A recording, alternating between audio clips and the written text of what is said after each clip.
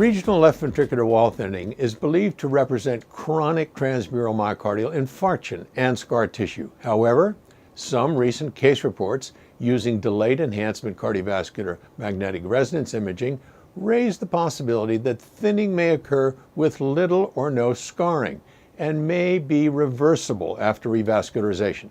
Now in JAMA, researchers have looked at patients with regional myocardial wall thinning to determine scar burden and the potential for functional improvement.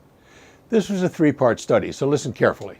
The researchers tried to determine first, what was the prevalence of regional wall thinning, that is an end diastolic wall thickness less than 5.5 millimeters. Second, in patients with thinning, what was the presence and extent of scar burden? And finally, third, in patients with thinning undergoing coronary revascularization, were there any changes in myocardial morphology and contractility? They studied about 1,000 patients, and 1 in 5 had regional wall thinning. 18% of thin regions had limited scar burden. So among patients with thinning undergoing revascularization, the extent of scar within the thinned region was inversely related to regional and global contractile improvement. In addition, end diastolic wall thickness in thin regions with limited scar burden increased after revascularization, resulting in resolution of wall thinning as well.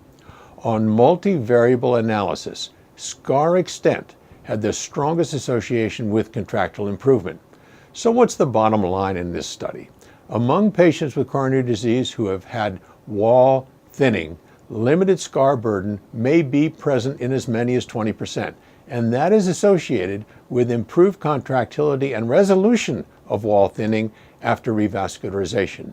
Magnetic resonance imaging of your patients with coronary disease may well identify those with limited scarring despite wall thinning, and those patients are exactly the ones that may benefit from revascularization. I'm Peter Block, and this is a CardioSource Heart Minute.